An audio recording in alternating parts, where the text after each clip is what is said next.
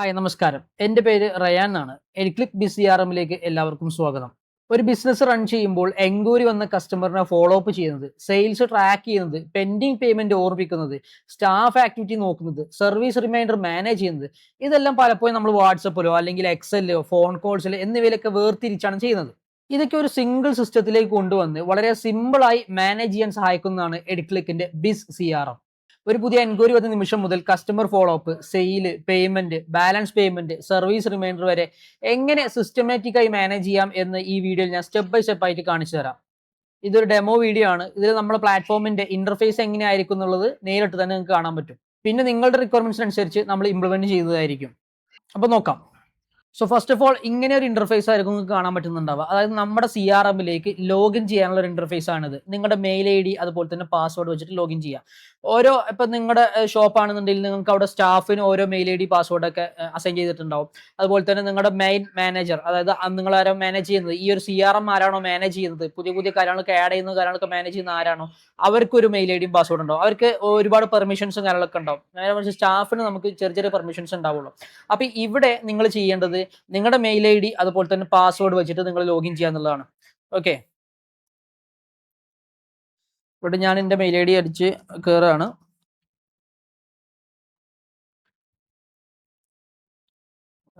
gmail.com.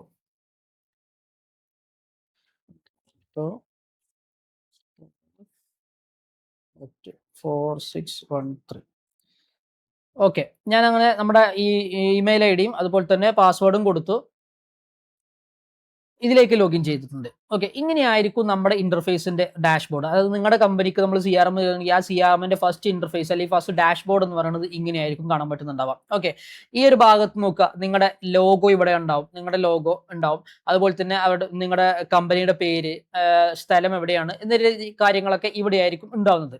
Okay, അപ്പോൾ നമ്മൾ implement ചെയ്യുകയാണെന്നുണ്ടെങ്കിൽ നിങ്ങളുടെ ലോഗോയും കാര്യങ്ങളൊക്കെ നമ്മളിവിടെ കൊടുക്കുന്നുണ്ടാവാം. മനസ്സിലാക്കാം. ഇതിപ്പോൾ നമ്മുടെ ഒരു കസ്റ്റമറിന്റെ ആണ്. ഡെമോ കാണിച്ചു തരാൻ വേണ്ടിയിട്ടാണ് ഞാൻ ഈ ഇന്റർഫേസ് ഓപ്പൺ ചെയ്തിട്ടുണ്ടായിരുന്നത്. അപ്പോൾ ഇതുപോലെ തന്നെ ആയിരിക്കും നിങ്ങളുടെ ഒരു ഇന്റർഫേസും അതുപോലെ നിങ്ങളുടെ കമ്പനിയുടെ CRM ഉണ്ടാവുന്നത്. ഓക്കെ, നമുക്ക് ആദ്യം ഇവിടെ നോക്കാം. ഡാഷ്ബോർഡ് ആണ് ഈ കാണുന്നത് കേട്ടോ. ഡാഷ്ബോർഡ് അതായത് എൻ്റയർ ഓവറോൾ കാര്യങ്ങളൊക്കെ ഇവിടെ ആയിരിക്കും നമുക്ക് കാണാൻ പറ്റുന്നത്. പിന്നെയാണ് സെപ്പറേറ്റ് നമുക്ക് ഓരോ ഇതിലേക്ക് പോവാം. ഇവിടെ ഡാഷ്ബോർഡിൽ നമുക്ക് ശ്രദ്ധിച്ച് കാണാൻ പറ്റും. ഇതിപ്പോൾ മാനേജ് ചെയ്യുന്നത്, ഇതിപ്പോൾ ഈ ലോഗിൻ ചെയ്തിട്ടുള്ളത് മാനേജർ എന്നാണ്. ഞാൻ മാനേജറിന്റെ മെയിൽ ID പാസ്വേഡ് വെച്ചിട്ടാണ് ഞാൻ ഇതിലും കയറിയിട്ടുള്ളത് എന്നുള്ളത് മനസ്സിലാക്കുക. സ്റ്റാഫിന്റെ ആണ് ഇവിടെ സ്റ്റാഫ് എന്ന് കാണിക്കും. ഓക്കെ, അപ്പൊ മാനേജറാണ് സ്ഥിതിക്ക് നമുക്ക് ഇവിടെ കുറെ ഓപ്ഷൻസ് നമുക്ക് ഇവിടെ ഉണ്ടാവും എന്നുള്ളതാണ്. പിന്നെ നമുക്കിവിടെ 12-ാം തീയതി മുതൽ ഉള്ള സ്റ്റാഫ്, 12-ാം തീയതിക്കത്തെ ഡാറ്റയാണ് ഇവിടെ കാണിക്കുന്നത്. എല്ലാ സ്റ്റാഫിന്റെ ഡാറ്റയാണെന്നുള്ളതാണ്. ഇതിലേക്ക് വന്നു കഴിഞ്ഞാൽ നമുക്ക് ഡേറ്റ് ഫിൽറ്റർ ഉണ്ട്, സ്റ്റാഫ് ഫിൽറ്റർ ഉണ്ട്. എന്ന് വെച്ച് കഴിഞ്ഞാൽ ഡേറ്റിനനുസരിച്ചൊക്കെ നമുക്ക് എത്ര എൻക്വയറീസ് വന്നിട്ടുണ്ട്, എത്ര ഫോളോ അപ്സ് വന്നിട്ടുണ്ട്, എത്ര ഡെലിവറി വന്നിട്ടുണ്ട് എന്നുള്ള കാര്യങ്ങളൊക്കെ നമുക്ക് മനസ്സിലാക്കാൻ പറ്റും. അതാണ് ഈ ഒരു ഡാഷ്ബോർഡ് ഉദ്ദേശിക്കുന്നത്. ഫോർ എക്സാമ്പിൾ നമ്മൾ നോക്കാം, ഇന്നത്തെ ഒരു ദിവസത്തേക്ക് നമുക്ക് ഇവിടെ എന്തുണ്ട്, 7 ഫോളോ അപ്പ് ഉണ്ട്, കംപ്ലീറ്റ് ആയിട്ടില്ല, ഒരു ഓവർ ഡ്യൂ ആണ്, പുതിയ എൻക്വയറീസും വന്നിട്ടില്ല, ഒരു ഹോട്ട് കസ്റ്റമർ ഉണ്ട്, ഒരു ബുക്കിംഗ് പെൻഡിങ് ഒന്നുമില്ല എന്നുള്ളത്. ഇനി നമുക്കത് ഇന്ന് മാറ്റിയിട്ട് അടുത്തൊരു അല്ലെങ്കിൽ 1-ാം തീയതി മുതൽ 12-ാം തീയതി വരെയുള്ള ഡേറ്റിൽ ഈ മാസത്തെ നോക്കുകയാണെന്നുണ്ടെങ്കിൽ നമുക്കറിയാം 8 ഫോളോ അപ്പ് ഡ്യൂ ഉണ്ട്, 107 ഫോളോ അപ്സ് കംപ്ലീറ്റ് ആക്കിയിട്ടുണ്ട്, ഒരു ഓവർ ഡ്യൂ. ഇപ്പൊ ഇങ്ങനത്തെ ഒരു റിപ്പോർട്ട്സുകൾ കാണാൻ പറ്റും. ഓക്കെ, ഈ ഒരു മാസത്തിൽ നമുക്ക് എല്ലാ സ്റ്റാഫുകളുടെയും കൂട്ടിയിട്ട് ഇത്ര പെൻഡിങ്, ഇത്ര കംപ്ലീറ്റഡ് ആണ്, ഇത്ര പെൻഡിങ് ഉള്ളതൊക്കെ മനസ്സിലാക്കാൻ പറ്റും. ഇനി സ്റ്റാഫ് ബേസ് ചെയ്തിട്ട് ഇപ്പോൾ നിങ്ങളെ കമ്പനിയിൽ 1, 2, 3, 4 എത്ര സ്റ്റാഫുകളാണോ ആ സ്റ്റാഫ്, ഓരോ സ്റ്റാഫിനും നമ്മൾ എന്ത് കൊടുത്തിട്ടുണ്ടാവും, ടാർജറ്റ് കൊടുത്തിട്ടുണ്ടാവും അല്ലെ, ടാർജറ്റ് കൊടുത്തിട്ടുണ്ടാവും. അപ്പോൾ ഓരോ സ്റ്റാഫിന് പറയും ഇത്ര സെയിൽ ഈ ഒരു മാസം നിങ്ങൾ കവർ ചെയ്യണം എന്നുള്ള ടാർജറ്റ് കൊടുത്തിട്ടുണ്ടാവും. അപ്പോൾ പെർ സ്റ്റാഫിനനുസരിച്ച് നമുക്ക് നോക്കാൻ പറ്റും. ഫോർ എക്സാമ്പിൾ പറയുകയാണെന്നുണ്ടെങ്കിൽ ഈ ഒരു സ്റ്റാഫിന് എടുത്തു, ഈ ഒരു സ്റ്റാഫിന് പെർഫോമൻസ് സമ്മറി നോക്കുമ്പോൾ ആൾക്ക് ഈ മാസം എന്നുള്ളത് 30 ടാർജറ്റ് ആണ്. അതിൽ 11 കംപ്ലീറ്റ് ചെയ്തു, 19 അവർക്ക് ബാലൻസ് ഉണ്ട്, 37% അച്ചീവ്മെന്റ്സ് ഉണ്ട്. ഫോളോ അപ്പിന്റെ ഡ്യൂ എത്രയാണ്, 4 ഉണ്ട്. Follow ups done 54, over due 11 പുതിയ എൻക്വയറീസ് ഉണ്ട്, 3 ബുക്ക്ഡ് ഉണ്ട് എന്നുള്ള രീതിയിൽ. അപ്പോൾ ഒരു ഓവറോൾ ഒരു സ്റ്റാഫിന്റെ സമ്മറി നമുക്ക് ഇവിടെ കിട്ടും. അവരുടെ ടാർജറ്റ് എത്രയാണ്, അവരെത്ര കംപ്ലീറ്റ് ചെയ്തിട്ടുണ്ട് എന്നുള്ള കാര്യങ്ങളൊക്കെ നമുക്ക് ഇവിടെ കിട്ടും. ഓക്കെ, അവരുടെ തന്നെ ഇന്നത്തെ മീൻസ് നമ്മുടെ എൻക്വയറീസ് ഇന്നല്ല, മീൻസ് ആ ഒരു 1 മുതൽ 12 വരെയുള്ള 4 ഡ്യൂ ഉള്ളത് 54 കംപ്ലീറ്റ് ആയിട്ടുണ്ട്, 1 ഓവർ ഡ്യൂ, പുതിയ എൻക്വയറീസ് ഒക്കെ 11 വന്നിട്ടുണ്ട്. ആളൊരു സെയിൽ എത്ര ഉണ്ട്, 10 സെയിൽ ചെയ്തിട്ടുണ്ട്, 3 ബുക്ക്ഡ് ആണ്, 3 ബുക്ക് ചെയ്തിട്ടുണ്ട്, 11 ഡെലിവറി എന്നുള്ള രീതിയിലൊക്കെയുള്ള അവരുടെ സെയിൽസ് എമൗണ്ടും കാര്യങ്ങളൊക്കെ കൊടുത്തിട്ടുണ്ട്. ഓക്കെ, പിന്നെ അവരുടെ അണ്ടറിൽ സർവീസ് വന്നിട്ടുണ്ടെങ്കിൽ 227 സർവീസുകളാണ് വരാനുള്ളത്. ഇനി അപ്കമിങ് ആയിട്ട് വരാനുള്ളത്. നിലവിൽ 2 ഡേ സർവീസും കാര്യങ്ങളൊന്നും ഇല്ല എന്നുള്ളതാണ്. അപ്പൊ ഇങ്ങനെ ആ ഒരു സ്റ്റാഫിന്റെ പെർഫോമൻസിൽ ആളുടെ ഏറ്റവും പ്രൊഡക്റ്റ് വൈസ് എൻക്വയറീസ്, ആൾക്ക് ഏറ്റവും കൂടുതൽ എൻക്വയറി വന്നിട്ടുള്ള വാഹനം, ഇത് ഞാൻ പറഞ്ഞല്ലോ ഈ ഒരു ഇന്റർഫേസ്, ഈ ഒരു കമ്പനി എന്ന് പറയുന്നത് ഒരു ഇലക്ട്രിക് ടൂ വീലറിന്റെ ഒരു കമ്പനിയാണ്, ഇലക്ട്രിക് ടൂ വീലറിന്റെ ഷോറൂമാണ്. അപ്പൊ അവിടെ അതിന്റെ വണ്ടികളുടെ ഡീറ്റെയിൽസ് ആണ് ഉള്ളത്. അപ്പൊ ആ വണ്ടികൾ ഇന്ന മോഡലാണ്. ഈ ഒരു സ്റ്റാഫ് അല്ലെ, ഈ ഹാരിസ് പി എന്ന സ്റ്റാഫിന് ഏറ്റവും കൂടുതൽ എൻക്വയറീസ് വന്നിട്ടുള്ളത് ടൈലോസ് ഡോ എന്നുള്ള ഇതിലുള്ള ഒരു ബ്രാൻഡിനെയാണ്, ആ ഒരു മോഡലിനെയാണ് എൻക്വയറീസ് വന്നിട്ടുള്ളത്. അപ്പൊ അങ്ങനെ പെർട്ടിക്കുലർ പ്രൊഡക്റ്റ് ബേസ് ചെയ്തിട്ടുള്ള ഒരു എൻക്വയറീസ് എത്ര വന്നിട്ട് നമുക്ക് കാണാൻ പറ്റും. ഓക്കെ, അപ്പൊ ഇങ്ങനെയാണ് നമ്മളിവിടെ ഈ ഒരു സ്റ്റാഫ് ഫിൽറ്ററും അതുപോലെ തന്നെ ഡേറ്റ് ഫിൽറ്ററും കൊടുക്കുന്നത്.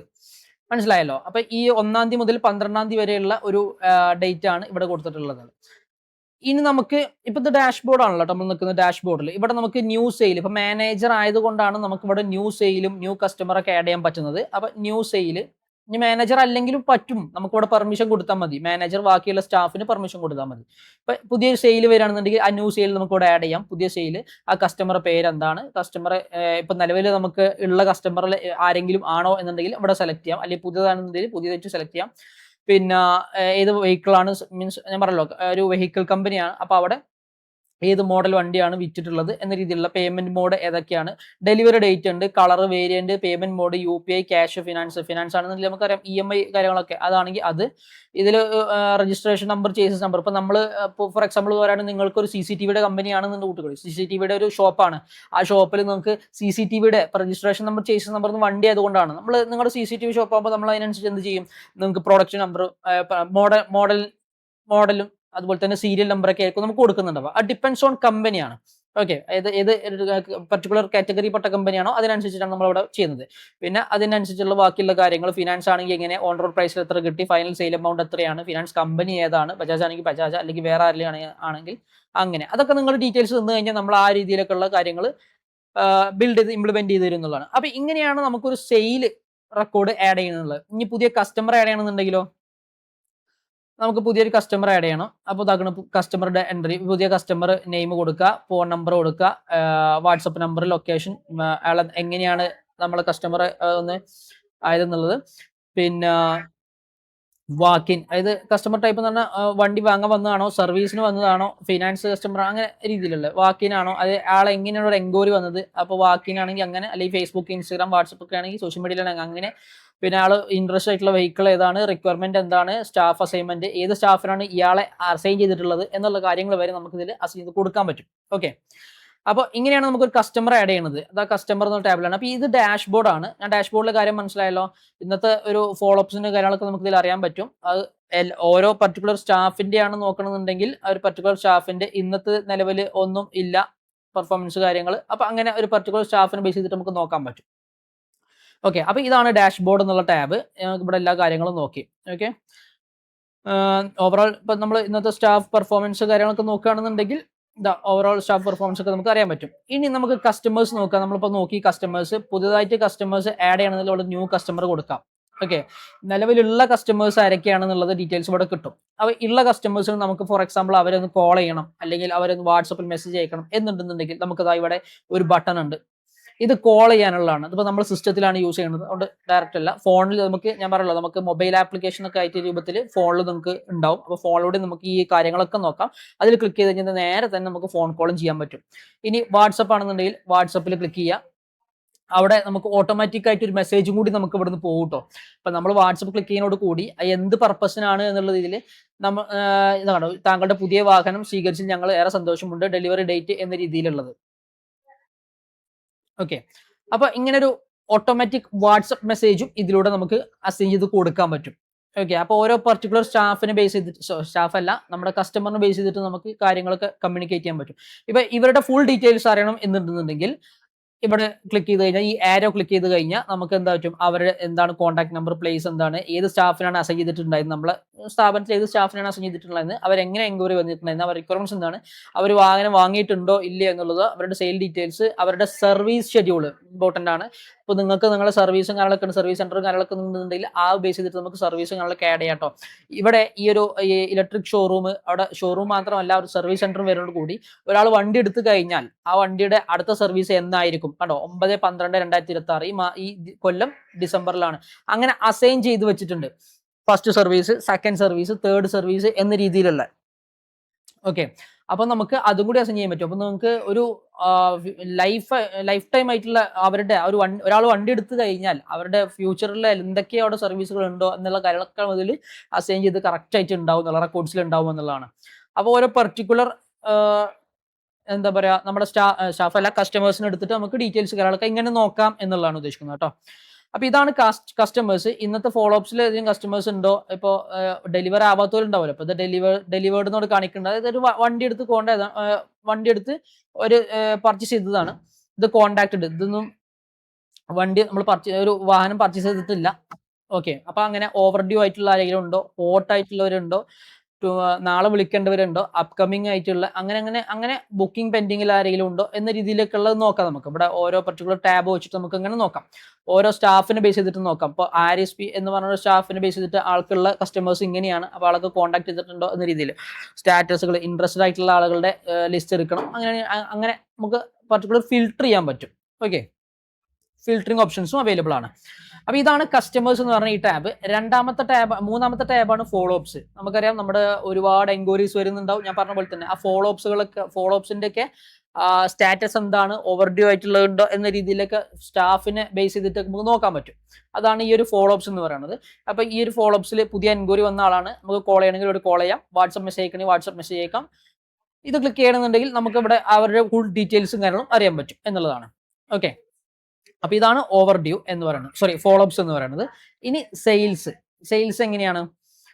നിലവിൽ എത്ര സെയിൽ നടന്നിട്ടുണ്ട്, ഈ മാസം എത്ര സെയിൽ നടന്നിട്ടുണ്ട്, അവരുടെ ഡീറ്റെയിൽസ് ആരൊക്കെയാണ്, ഏത് കസ്റ്റമറാണ്, ഏത് വണ്ടിയാണ് എടുത്തിട്ടുള്ളത്, ഏത് കളറാണ്, ഓക്കെ, എത്ര വിലയാണ് എന്ന രീതിയിലേക്കുള്ള ഫുൾ ഡീറ്റെയിൽസ്, സെയിൽസ് സംബന്ധമായിട്ടുള്ള എല്ലാ ഡീറ്റെയിൽസും. ഇന്നത്തെ സെയിൽ എന്ന് പറയുന്നത് ഇന്നൊരാളാണ്. ഓക്കെ, ഈ മാസം നമുക്ക് സെയിൽ വന്നത് ഇത്രയും സെയിൽസ് വന്നിട്ടുണ്ട്. ഓവറോൾ നമുക്കിവിടെ 16 സെയിൽ വന്നിട്ടുണ്ട് എന്നാലും ഒരു കാണാൻ പറ്റും. 16 സെയിൽ വന്നിട്ടുണ്ട്, ഇത്ര രൂപ കളക്ഷൻ കിട്ടി, മീൻസ് സെയിൽ നടന്നിട്ടുണ്ട്, ഇത്ര രൂപക്ക് സെയിൽ നടന്നിട്ടുണ്ട്. മൊത്തമായിട്ട് എന്ന് പറയുമ്പോൾ നിങ്ങൾക്ക് ഈ ഒരു പ്ലാറ്റ്ഫോം തുടങ്ങിയതിന് ശേഷം, നമ്മൾ ഈ ഒരു പ്ലാറ്റ്ഫോം തുടങ്ങിയതിന് ശേഷം എന്ന് മുതലാണോ ഇതിലേക്ക് ഡീറ്റെയിൽസ് എൻ്റർ ചെയ്യാൻ തുടങ്ങിയത് അന്ന് മുതലുള്ള ഡീറ്റെയിൽസ് ആയിരിക്കും ഇവിടെ കാണുന്നുണ്ടാവുക. 51 സെയിൽസ്, ഇന്ന കാര്യങ്ങൾ എന്ന് പറഞ്ഞിട്ട് ഇത്ര എമൗണ്ട് സെയിൽ നടന്നിട്ടുണ്ട് എന്നുള്ളത്. അപ്പൊ ഇതാണ് സെയിൽസ് എന്ന് പറഞ്ഞ ടാബ് കേട്ടോ. ഇനി സർവീസ്, നമുക്കറിയാം, ഞാൻ പറഞ്ഞിട്ടുണ്ടായിരുന്നു നിങ്ങൾക്ക് സർവീസ് സെന്റർ കൂടി ആണെന്നുണ്ടെങ്കിൽ അവിടെ സർവീസിന്റെ കാര്യങ്ങൾ നമുക്ക് ഇതിൽ ഇൻക്ലൂഡ് ചെയ്യിക്കാം. ഇപ്പൊ ഇന്നത്തെ സർവീസ് ഡ്യൂ ആയിട്ട് വരുന്നുണ്ടോ? ആരുമില്ല. നെക്സ്റ്റ് 3 ദിവസത്തിനുള്ളിൽ ആരുമില്ല. അപ്കമിങ് ആയിട്ട് സർവീസിന് വരാൻ വേണ്ടിയിട്ട് അപ്കമിങ് ആയിട്ട് നിൽക്കുന്ന കുറച്ച് ആളുകളുണ്ട് അല്ലെ, ഇത്രയും ആളുകളുണ്ട്, 500 റെക്കോർഡ്സുകളുണ്ട്. ഇത് വണ്ടികൾ എടുത്ത് വരും, ഇതൊക്കെ ആയിട്ടുള്ള ആളുകളുണ്ട്. അത് ചിലപ്പോൾ അടുത്ത വർഷത്തേക്ക് ആയിരിക്കും, പക്ഷെ ഇവിടെ റെക്കോർഡ്സിൽ ഉണ്ടാവും അടുത്ത വർഷം ജനുവരിയിലായിരിക്കും അവരുടെ സർവീസ് വരാനുണ്ടാവുക. പക്ഷെ അവിടെ റെക്കോർഡ്സിൽ കാര്യം ഉണ്ടാവും, കാരണം അവർ ഈ വണ്ടി എടുത്തിട്ട് ഇത്ര മാസത്തിനുള്ളിൽ സർവീസ് എന്നുള്ള ഇതിലെ റെക്കോർഡ്സ് നമുക്ക് ഇവിടെ കാണാൻ പറ്റും, ചെയ്തു വെച്ചിട്ടുണ്ടാവും. ഓക്കെ, പിന്നെ നമ്മളിതിൽ ഓരോ ഈ ഡേറ്റ് അനുസരിച്ച് നമുക്ക് നോക്കാം. അപ്പൊ 3 ദിവസം അപ്കമിങ് അങ്ങനെയല്ല, നമുക്കൊരു 15 ദിവസം എന്ന് കൊടുക്കാം. ഈ മാസം ലാസ്റ്റ് വരെയുള്ളതിൽ ആർക്കെങ്കിലും സെയിൽസ് പെൻഡിങ് ആയിട്ടോ അങ്ങനെ ആരും ഒന്നുമില്ല, സെയിൽസ് സർവീസ് കാര്യങ്ങളോ ഒന്നുമില്ല. ഓക്കെ, അപ്പൊ അങ്ങനെ നമുക്ക് ഫിൽട്ടർ ചെയ്ത് കൊടുക്കാൻ പറ്റുമെന്നുള്ളതാണ്. ഇനി നോക്കുക, നമുക്ക് ഡാഷ്ബോർഡിലേക്ക് തന്നെ വരാം. എന്നിട്ട് നമ്മൾ ഈ ഒരു ബട്ടൺ, ഈ ഒരു 3 ലൈൻസ് കണ്ടില്ലേ, അത് നമ്മളെ മാനേജർമാർക്കാണ്. മാനേജർ ഉദ്ദേശിച്ചത് ഇതിന്റെ അഡ്മിൻ, ഇത് മാനേജ് ചെയ്യുന്ന ആരാണോ അവരായിരിക്കും ഇതിന്റെ ഇത്രയും കാര്യങ്ങളൊക്കെ മാനേജ് ചെയ്യുന്നുണ്ടാവുക. അല്ലാത്തവർക്ക് ജസ്റ്റ് എന്ത് കൊടുക്കുന്നുണ്ടാവുള്ളൂ, ഇതിലൊരു പെർമിഷൻസ് മാത്രം. ഇപ്പൊ നമ്മളെ സ്റ്റാഫിനാണെന്നുണ്ടെങ്കിൽ സ്റ്റാഫിന് ഫോളോ അപ്സിന്റെ കാര്യങ്ങൾ, പുതിയ കസ്റ്റമർ ആഡ് ചെയ്യാൻ, പുതിയ സെയിൽ ആഡ് ചെയ്യാൻ, അങ്ങനത്തെ കാര്യങ്ങളൊക്കെ കൊടുക്കുള്ളൂ. അല്ല പുതിയ പ്രൊഡക്റ്റുകൾ ആഡ് ചെയ്യാനും അല്ലെങ്കിൽ പുതിയ സ്റ്റാഫിനെ ആഡ് ചെയ്യാനും അങ്ങനത്തെ പെർമിഷൻസ് ഒന്നും നമ്മൾ സ്റ്റാഫിന് കൊടുക്കേണ്ട ആവശ്യമില്ല. ഓക്കെ, അപ്പോൾ ഇവിടെ എന്ത് ക്ലിക്ക് ചെയ്ത് കഴിഞ്ഞാൽ നമുക്ക് അറിയാൻ പറ്റും പ്രൊഡക്ട്സ്, നമുക്ക് പുതിയ പ്രൊഡക്റ്റ് ആഡ് ചെയ്യണം. ഇപ്പൊ നമ്മൾ ഈ ഒരു സ്ഥാപനം തന്നെ എടുക്കുകയാണെന്നുണ്ടെങ്കിൽ ഇതിൽ പുതിയൊരു വെഹിക്കിൾ സ്റ്റോക്കിൽ വന്നു, അങ്ങനെയാണെങ്കിൽ ആ പ്രൊഡക്റ്റ് നമുക്ക് പുതുതായിട്ട് ആഡ് ചെയ്യണം. പുതുതായിട്ട് ആഡ് ചെയ്യുമ്പോൾ ഇപ്പൊ നിലവിലുള്ള പ്രൊഡക്റ്റുകളാണ് ഈ കാണുന്നത്. നമുക്ക് പുതുതായിട്ട് ആഡ് ചെയ്യുന്നുണ്ടെങ്കിൽ ആഡ് പ്രൊഡക്റ്റ് എന്ന് കൊടുക്കുക. ആഡ് പ്രൊഡക്റ്റ് പറയുമ്പോൾ ഏത് ബ്രാൻഡാണ്, ഏത് മോഡലാണ്, ഏത് കാറ്റഗറിയാണ്, ഏത് സ്റ്റോക്ക് എത്ര ഉണ്ട്, നിലവിൽ എത്ര സ്റ്റോക്ക് ഉണ്ട്, variant, colour, ex showroom price, on road price, ഇൻഷുറൻസിന്റെ ഡീറ്റെയിൽസ്, കാര്യങ്ങളടക്കമുള്ള എല്ലാം ആ ഒരു പ്രൊഡക്റ്റിന് ആവശ്യമായിട്ടില്ല. ഞാൻ വീണ്ടും പറയുന്നു, ഇതൊരു വെഹിക്കിൾ, ഇതൊരു 2 വീലർ ഷോറൂം ആയതുകൊണ്ട് അവരുടെ ഡിപ്പെൻസ് ആയിട്ടുള്ള ഡീറ്റെയിൽസ് ആണ് കൊടുത്തിട്ടുണ്ടാവുക. അപ്പൊ നിങ്ങൾ വേറെ എന്തെങ്കിലും പ്രൊഡക്റ്റുകളാണ് സെയിൽ ചെയ്യുന്നുണ്ടെങ്കിൽ അതിനനുസരിച്ചിട്ടുള്ള ഡീറ്റെയിൽസ് ആയിരിക്കും നമ്മൾ ഇവിടെ കൊടുക്കുന്നുണ്ടാവുക. അതാണ് പറഞ്ഞത്, നമ്മൾ നിങ്ങളുടെ റിക്വയർമെന്റ്സ് അനുസരിച്ചായിരിക്കും നമ്മൾ ഇംപ്ലിമെന്റേഷൻ ചെയ്യുന്നുണ്ടാവുക. ഇത് നിങ്ങൾക്ക് ജസ്റ്റ് ഒരു ഡെമോ ആയിട്ട് മാത്രമാണ് നിങ്ങൾക്ക് കാണിച്ചു തരുന്നത് കേട്ടോ. അപ്പൊ ഇങ്ങനെ നമുക്ക് ഒരു പ്രൊഡക്റ്റിനെ ആഡ് ചെയ്യാൻ പറ്റും. ഓക്കെ, പിന്നെ നമുക്ക് ഇവിടെ ബ്രാൻഡ്സ് ആൻഡ് മോഡൽസ്, പുതിയ ബ്രാൻഡ് നെയിം ആഡ് ചെയ്യണമെന്നുണ്ടെങ്കിൽ പുതിയ ബ്രാൻഡ് ഇടാം. ഇപ്പം നമ്മൾ നിലവിൽ ഇങ്ങനെ ബ്രാൻഡ് ചെയ്തിട്ടുണ്ട്, പുതിയ ആഡ് ചെയ്യണമെന്നുണ്ടെങ്കിൽ ഇവിടെ ഒരു ബ്രാൻഡ് നെയിം കൊടുക്കുക, പുതിയതായിട്ട് കൊടുത്തു കഴിഞ്ഞാൽ അവിടെ ബ്രാൻഡ് അവിടെ ക്രിയേറ്റ് ആവും. ഓക്കെ, അപ്പോൾ ബ്രാൻഡ് മോഡലും ഓൾ പ്രൊഡക്ട്സും ഇപ്പോൾ നിലവിലുള്ള നമ്മുടെ മോഡലുകൾ ഇത്രയാണ്. അതിൽ ഇനാക്റ്റീവ്, ആക്റ്റീവ് എന്ന് പറഞ്ഞു കഴിഞ്ഞാൽ, ഇനാക്റ്റീവ് എന്ന് പറഞ്ഞു കഴിഞ്ഞാൽ നിലവിൽ ഔട്ട് ഓഫ് സ്റ്റോക്ക് ആണ്, ഈ ഒരു മോഡലോടെ സ്റ്റോക്ക് ഇല്ല. അപ്പോൾ എത്രയും പെട്ടെന്ന് അതോടെ കൊണ്ടുവരണം, സ്റ്റോക്ക് ആക്കി കൊണ്ടുവരണം, അങ്ങനെ മനസ്സിലാക്കാൻ പറ്റും. ടോട്ടൽ നമുക്ക് 20 മോഡലുകളാണുള്ളത്, അതിൽ ഒരു മോഡലിന് മാത്രമാണ് നമുക്ക് ഇവിടെ സ്റ്റോക്ക് ഇല്ലാത്തത് എന്ന് മനസ്സിലാക്കാൻ പറ്റും. ഓക്കെ, നോക്കിക്കഴിഞ്ഞാൽ എൻ്റെ ഡീറ്റെയിൽസ് കാര്യങ്ങളൊക്കെ ഇതിൽ കാണാൻ പറ്റും. ഇപ്പോൾ ഓരോ മോഡലിനും ഇത്ര 3 യൂണിറ്റ്സ് അവൈലബിൾ ആണ്, 2 യൂണിറ്റ്സ് അവൈലബിൾ ആണ് എന്ന രീതിയിൽ കൊടുത്തിട്ടുണ്ട്. ഓക്കെ, അപ്പൊ ഇങ്ങനെയാണ് നമ്മളൊരു പുതിയ പ്രൊഡക്റ്റിനെ ആഡ് ചെയ്യണം എന്നുള്ളത് മനസ്സിലാക്കുക.